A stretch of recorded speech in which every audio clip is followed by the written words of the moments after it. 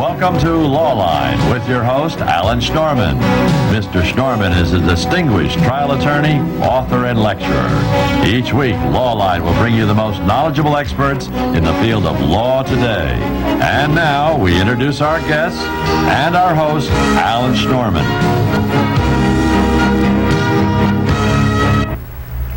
Welcome to Lawline. It's hard to believe that 5 years have passed since Saul Wackler, former Chief Judge of the state of New York and once considered a likely candidate for governor, fell from being one of the nation's most respected jurors to solitary confinement in a federal prison. In his book, After the Madness, a judge's own prison memoir, Judge Wackler talks about the mental illness, depression, and drug abuse that led to his incarceration. He shares with us his unique perspective as a judge and as an inmate to reveal what's wrong with the criminal justice system. Hello, Judge Wackler. How are you, Alan? Good to see you again. Judge, tell me, how have you been faring lately? Well, life has been relatively good for me, considering what I did to my own life. I am now teaching. I have the alternative resolution operation. CADRI, which is operated on Wall Street, and we handle disputes with retired judges. We have some 50 retired judges. That's more of a mediation service? Mediation and arbitration. When people have a dispute and they don't want to go to court with the expense of lawyers and so on and so forth, right. We can cut that back by, that is personal disputes, by having it mediated or arbitrated. And so that's what I'm doing. As I say, I'm teaching appellate advocacy, and I'm writing, and I'm going around the country making speeches. Okay, I just saw in the New York Times that you were back up at the Court of Appeals. How did that feel? Well, you know, I have a tremendous love for that court. I served on it for over 20 years, the last 9 years as chief judge. And so I have an enormous affection for it. And I've always had this hole in my heart without being there. And this is the first time I visited it after 5 years, and it was time filled with nostalgia, remembering all those many years on the bench, the decisions that were rendered, the law that was made, and the opportunity that I was given, the rare opportunity of participating in that process. How did you feel when you met your former colleagues up Well, there? I felt good because they were so warm in greeting me. I've been in touch with them right along, and Judge Kay invited me to come and asked that I come there, and she's now the present chief judge, and that made me feel good to be welcomed, because what I did was not something which the court certainly is proud of, and yet they remember the good part, which made me feel good. And how are you personally doing, and how are you personally dealing with everything that's happened in the last 7 years? It's difficult. I'm still, of course, receiving psychiatric care, and I'm still on medication, and I'm still bipolar. I'm a manic depressive. But now, rather than try to treat myself as I did fatally, I am receiving professional help, and I'm coping well. Judge, when we talk about bipolar, so we understand, how did it affect you? How did it manifest in your behavior? Well, you know, people say, how could you serve as chief judge and still be bipolar? The fact is that many people who have accomplished a great deal have been manic depressive. When you're in a manic state, you are very accomplished. Your mind is very sharp. Your judgment is sometimes skewed in certain focused areas, but generally you function rather well. When you're depressed, and most people are familiar with the effects of depression, you can find yourself locking yourself up for sometimes days at a time, not communicating with anyone, feeling that life is not worth living. And you go from one to the other. It's the mood swings, and it's something which can grow and exacerbate, as it did in my case. And then, instead of listening to my wife, who is a trained social worker, and seeking psychiatric help, I went and got various prescriptions from various doctors to self-medicate, to, when I was in depression, to take amphetamines to lift me up, and then when I was too high up, I was taking antidepressants to bring me down, and the mixture of drugs over a period of time seriously affected my psyche. Judge, did you ever get to the stage where you felt that life was not worth living? Oh yes, many times. I used to check into hotels under assumed names and just pull the shades down and stay there for sometimes 2 days at a time, figuring I just didn't want to come out. I just didn't want to see anyone. Depression is a very, very serious illness. People don't recognize it as such. They equate it with being blue or down a little bit, but it's quite a bit more serious than that. And as I say, it's something that now can be treated and should be. I was afraid to go to a psychiatrist because of my own vanity and because my own political ambition. I thought if I went to a psychiatrist that I could not then run for governor, and something I wanted to do eventually. Is it more like a Jekyll and Hyde situation where outwardly you look charming and judicial? And no, when you talk about Jekyll and Hyde, you talk about some inherent evil. When you're in a manic state, you're not evil. Your thoughts come too quickly. You speak faster. Your judgment is lost. I was making speeches during the last months of before I was treated. I was making speeches, and some teachers asked me to speak on the Constitution. I went to a teachers' convention, and when I got there, I decided that they would be more interested in hearing about the doctrine of res ipsa loquitur, which is some obscure legal doctrine, but I thought that would be something unique for them. They heard enough about the Constitution. And so I would make this speech, and they would politely applaud, and when I left, the chief administrator, Matt Crossan, said, "What was that all about?" And I said, "Well, they really wanted to hear it. Did you hear their applause?" And then he started worrying about me. Right. Unfortunately, as I say, when people ask me to see someone, I wouldn't do that. Now you're teaching. Yes. Now you're lecturing all over the country. What Yes. What are you talking about with the people? I'm going to speak before groups interested in prison reform, interested in reforming the sentencing guidelines, recognizing the fact that they are terribly harsh and they're causing our prisons to be so overcrowded with first-time offenders who are drug sellers, but they use more drugs than they sell. They're addicts. And now under the sentencing guidelines, they can be put away for 5 years or 10 years. That's in federal court. In federal court. In New York State, we have the Rockefeller drug laws. We have the case of Angela Davis, a young woman who was living with her uncle. She was 17 years old. And her uncle, who was a well-known drug dealer, gave her a package to deliver to someone on the corner who happened to be a narcotics agent. She was sentenced to 15 years. She's in Bedford Hills now. Now, I don't know what we produce by doing that, by taking a young woman like this and putting her away for her most important years. But that's what we're doing. Now, you wrote the book After the Madness. Tell me, first, why did you write the book? I wrote the book because of two reasons. First of all, I felt that it was important for people to understand manic depressive illness, to recognize the fact that if you don't treat it, then you will do ultimately very bizarre things. There was a book written not too long ago by the woman whose husband was the editor of the Washington Post. Help me out, Katharine Graham. And she told about her husband, who was bipolar and a manic depressive. And he would go in through the mood swings. Now, this is a man who was very well accomplished. He ran one of the biggest newspapers in the country, but eventually committed suicide because his manic depression was not properly treated. That's probably something I would have done eventually had I not done something as bizarre as I did. When you're bipolar, is it just a chemical imbalance? Yes, it's chemical, and it's something that very often is genetic. In my case, the first thing the psychiatrists at Payne Whitney, where I was put for several weeks, the first question they asked me is, do you have any history in your family? And I said, no. What I didn't know was that my maternal grandmother and grandfather had both committed suicide. I wasn't told that. I was told that they died very young of a broken heart. And you accept these kind of excuses when you're young as being something that, well, I guess there is some kind of a disease like broken heart. I never really questioned it. But they suffered from acute depression. And so when we learn that it is genetic, when we learn that there's a history in the family, when we learn that it can be treated, when we learn the manifestations of it, then people can be saved from sometimes a very, very cruel fate.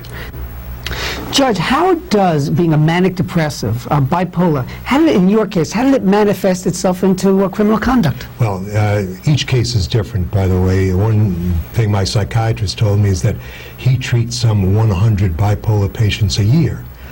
He's now the chief of affective disorders, and he told me that people, well-accomplished people, can be bipolar. And historically, Winston Churchill, George Bernard Shaw, Byron. There's a book by Dr. Jameson, Kate Jameson, called Touch with Fire, where she gives the biography of many people who were bipolar and who do aberrational things. In my case, what happened was I began an affair, something I'm not proud of, after 38 years of marriage and fidelity. And when I was conducting this affair and I started going into these mood swings, everything worked well. Everything seemed to play out appropriately. And then I broke up this affair because I felt very guilty about it. I was sneaking around. It was just wrong. So I broke it off. As my condition worsened, it occurred to me that if I resumed the affair, that somehow or other I would get back into some normal behavior pattern. And rather than simply calling this woman up and meeting with her to resume the affair, I thought what I would do would be to send these scary letters to her.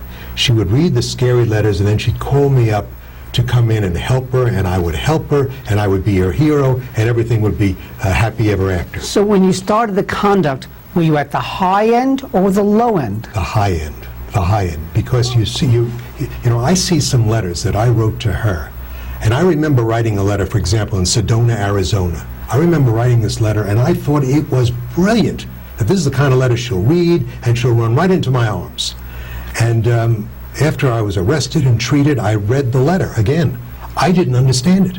It took me 3 hours to write, and it was gibberish. Didn't make sense. It didn't make sense, because you're manic, and your judgment, not always when you're manic. Sometimes when you're manic, you do brilliant things, but sometimes you do aberrational things. And in these instances, I did aberrational things. And currently, are you on medication now? Yes, I'm on lithium, and I have to take my medication every day, and Prozac in the afternoon. Okay, do you still have these mood swings at all? What about the manic high stage? No, I don't have the manic high stage any longer, and I must tell you, and this is a terrible confession to make, but I miss it. When you're manic, and I'm not talking about missing the bizarre behavior, but when you're manic, you think that you are absolutely beyond brilliant. You talk too fast, but you think that the person is listening too slowly. You know how sometimes you have a thought at night that you think is brilliant, and then you get up in the morning and say, boy, that was stupid? Yes. Well, when you're in a manic state, you have these outrageous thoughts, and then you get up in the morning and say, gee, that was brilliant. And you think it was even more brilliant than you thought it was the night before. Right. In other words, your thought process becomes distorted. It became so bad in my case that I stopped acting as a judge. I withdrew from cases. I gave up all my writings. I did not participate in cases.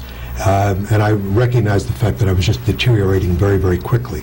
And the more I deteriorated, the more drugs I took, and the more drugs I took, the more I deteriorated. Did anybody from the court or your colleagues come up to you and say, Saul, what's wrong? What's happening here? Yeah, yes, they did. As a matter of fact, about a month before I was arrested, I called up all the court personnel, everyone who worked in the court, the clerks, the janitors, everyone. And I told them to get into the courthouse. I wanted to talk to them. And I ran to the Court of Appeals hall, and there they were all assembled. And I spoke to them and started crying and telling them how much I loved them. And they all walked out saying, what was all that about, But then, he's the chief judge, so he must have had a good reason. Right. The emperor has no clothes. The fact is that it was getting very bad. And during this time, I was being followed by the FBI. And I continued this bizarre behavior. And then finally, when they thought I had gone about as far as I could go, or would go, I was arrested. Now, you discussed your high manic stages. Did you also, during this period, have the low stages? Oh, yes. What were they like? You see, most of us function within a normal range. I did for my entire life. You have lows, and then you have highs, and then you have lows. When you start going off the scale, your lows become a feeling of desperation and despair, and when you go high, you are euphoric. Yes, I sensed that. And when I was in the low, I knew that eventually I was going to come out of it. To hurry up the process, I would take amphetamines, and I did come out of it, but then went way above the range. They were drug-induced. Yes. And this can happen. It's exacerbated by that. While all this was going on, did you know you were manic? No. I knew I was very depressed, but I thought the manic state was a state of normalcy and productivity and appropriateness, because you don't realize it. That's why it's so important for people to recognize the signs. And you asked me earlier, Alan, why I wrote the book. This I just talk about in the first introduction to the book. Most of the book is about prison experiences. The book is not about my crime. The book is about my behavior. And my hope is that people in reading this who have seen this in others or in themselves will seek help, because there is help. Judge, we have to take a break now, but after the break I'd like to discuss, there were certain charges made while you were in prison by the federal authorities that you yourself hurt yourself. Okay, can we discuss that after the break? Sure. You're watching Lawline. I'm Alan Schnorman, your host. Stay with us. The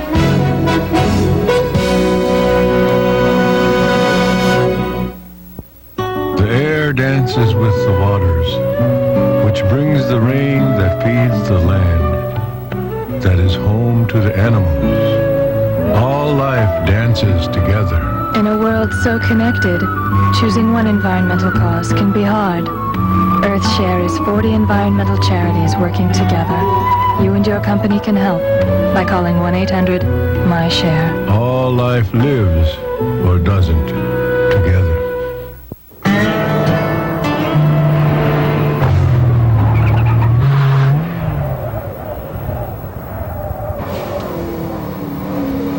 Excuse me. Do you wear your safety belt? Why, no, I don't wear my safety belt. Thank you.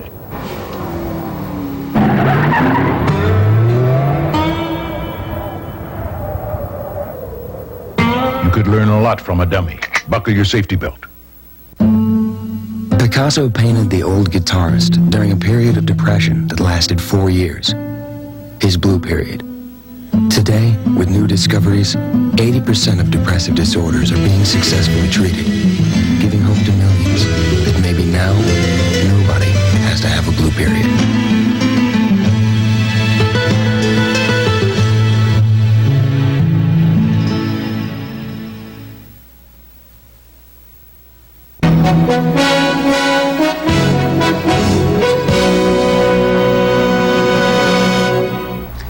Hello, you're watching Lawline. Our guest is the Honorable Saul Wackler, former Chief Judge of the state of New York, and who's certainly been through quite a change. Judge, before the break, I had just about started to ask you, there were certain federal charges against you while you were in prison that you caused yourself harm. Can you discuss that with us? I never pled insanity or anything of the sort because I wasn't insane. I knew right from wrong, and so I didn't conform to the legal definition of insanity. My judgment and mental capacity was impaired, but I was not insane. So I never pled that. The U.S. attorney consented to my being sent to a camp that is a federal prison that's low level, and you have no fences. But when the Bureau of Prisons saw my psychiatric record, and they recognized the fact that I was mentally ill, they ordered me to report to Butner, North Carolina, which is a secure facility with the barbed wire and the guard tower and the armed guards and everything else. And so I went to Butner in the mental health facility, and after being there for about a month, I was stabbed by another inmate. And I was stabbed in the middle of my back, right near the shoulder blade, twice. And they never found the weapon, nor did they find the assailant. But for my protection, they put me in solitary confinement. The local, I think it was the New York Daily News, ran a story that it was self-inflicted or was suspected to be self-inflicted. Never. That the authorities had indicated to the Daily News. Not true. Absolutely from the whole cloth. At least the authorities assured me they didn't. If the authorities suspected that it was self-inflicted, I would have been punished very severely for that. That is a crime to inflict punishment on yourself or to deface your own body. So no, it wasn't that. And as I say, to protect me from the assailant trying to find him, they kept me in solitary confinement for 30 days. And that was an experience which I write about in the book, which was incredible. Tell me about it. What is that like? I had written decisions about whether being in solitary confinement was cruel and inhuman, and whether a prisoner had the right to sue the prison authorities. And little did I dream when I sat in the Court of Appeals hall in my mahogany two-story chambers that one day I would be in solitary confinement. But I was. And it was a terrible experience where you're locked down for 23 hours a day. They give you 1 hour a day for exercise, but the exercise is conducted in a cage. It looks like the bird cage at the Bronx Zoo, so that other people look at you and stare at you, and you start saying after a while you don't want to go out at all. So you actually stay there for 24 hours. You lose track of day and night and days and weeks. In addition to everything else, I fell and had a very bad bruise which became infected, so I started running a high fever, and then I started to hallucinate. But when you're in a solitary confinement in a mental health unit, there are a lot of people hallucinating. And so the screaming goes on all night, one inmate barking like a dog, another quacking like a duck, and it's just a nightmarish experience. I can imagine in your entire professional career you thrive on people. There's no question you do, the interaction of people. I assume when you're in solitary confinement, the people contact is just cut off entirely. It's cut off entirely, and it's a terrible thing. And I wear contact lenses, when I went to prison, they didn't tell me that I couldn't wear them in prison because they're afraid that the solution you use will be contraband. In other words, drugs will be put in the solution. So they take your contact lenses away from you. I didn't have eyeglasses, so I couldn't read. So, and I was trying to write my journal. So they give you a pencil that's 1 inch long so you can't injure yourself with it. And I was trying to write without glasses and keeping this journal for that month, which is very, very difficult. And it's indicative of the fact that people go to prison, not only when I was in solitary, but in the rest of the prison, are punished a great deal, which is another reason I wrote the book, because everyone is of the impression that the prisons are very luxurious and comfortable places. You know, color TV, pay-per-view TV, tennis courts, the tennis courts, one-man cells. I can remember being in, when I was sent to Minnesota after I was stabbed, I was sent to Rochester, Minnesota, which is another secure facility which has a mental health unit. And I was in this cell with 3 other prisoners. The cell was 12 by 14 feet, 2 double-deck bunks. It was 110 degrees, I remember, in the summer, and they give you a mattress that's about 3 inches thick, covered with oilcloth, so that you're absolutely soaked all night long. And I was lying there listening to one of the talk show hosts, because you're allowed to have a radio where you put the plug in your ear if you buy it with the money you earn in prison, which is something like $21 a week. And so after 2 weeks you can afford to buy a radio. And I'm listening to this talk show host who's saying, it's high time that we put 2 people in a cell. And I was thinking, good Lord, you know, here is prayer, you know, and get rid of 2 of the people who are in this cell. If you had the ability to speak to the legislators, to speak to congressmen, to speak to state senators about the criminal justice system, how would you improve it now? I would say that if you have a non-violent first-time offender, that person should not be sent to prison for long periods of time. I would say that if a person is arrested for dealing drugs, the person is undoubtedly, and in most cases is an addict, that there should be treatment facilities. Because if you take that prisoner and you put them away for 5 years, and you don't treat the addiction, and you treat them like dirt and like garbage, as they are uniformly treated, that when they get out, they're going to still have their addictive habit, they're going to go back to their own neighborhoods, and they're going to act like garbage. So when we say there's no rehabilitation in prison, we're talking about a long time ago when we had only violent felons in prison. Today we have a different kind of prisoner. And I'm not talking about violent felons. You want to treat violent felons like animals, treat them like animals. I'm talking about those people who can be redeemed, and those people who can be rehabilitated, and those people who can be cured, because whether we like it or not, they're going to be coming out soon. And to have them turn out in worse condition than we brought them in accomplishes nothing and costs us a fortune. Judge, you're a convicted felon. You're lecturing all over. You're teaching. How is the public, how are the colleagues dealing with you? You know, the sad part about Alan is I wonder whether I would be as charitable toward me as they are toward me. I wonder whether I wasn't somewhat too righteous in the olden times. I find now that most people are very, very good to me. There is a large segment of our population, though, that is not prepared to forgive anyone who is ever convicted of a crime. In other words, you're forever dirt. The fact that you confessed your crime, that you apologized for your crime, that you paid retribution to your victim, and I did, that you were punished for your crime, that you gave up your whole career, your ability to practice law, your judicial career, and that you went to prison. That's not enough. For the rest of your life, you're always marked as an ex-felon. And we have a very puritanical kind of mindset in this country. We're very, very tough on ex-cons. Have you received any type of criticism that you shouldn't be in the public life, in the public eye as much as you are? Yes, yes. And there's some people who say, who would not be satisfied unless I, in disgrace, retreated to Santa Fe, New Mexico, and spoke to no one and did nothing. And I had a choice of doing that. Fortunately, I could have, as far as the ability to do it financially, I could have just left town and lived a much quieter, much happier life. I thought that I could make a contribution.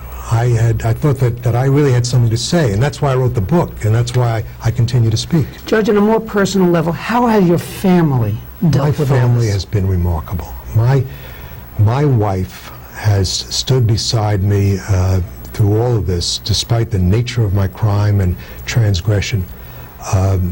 Visited me every week in prison. My 4 children and their husbands and wife have been remarkable.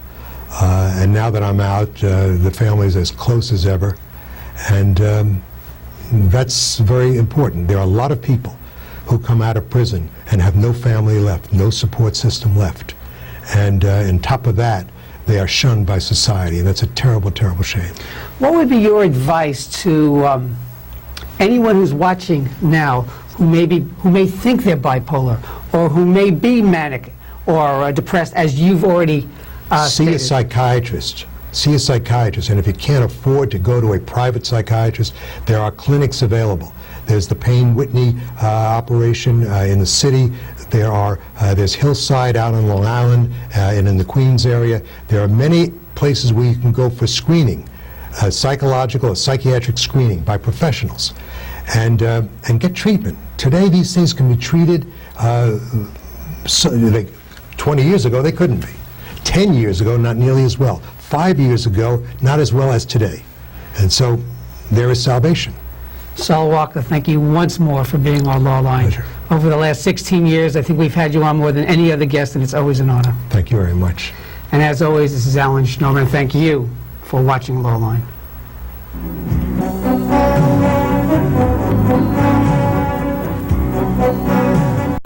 You have been watching Lawline with your host, New York trial attorney Alan Schnorman. Mr. Schnorman will be back with you next week at the same time. If you have any questions about this week's program, please write to Lawline, 63 Wall Street, New York, New York, 10005, or call area code 212-432-9111.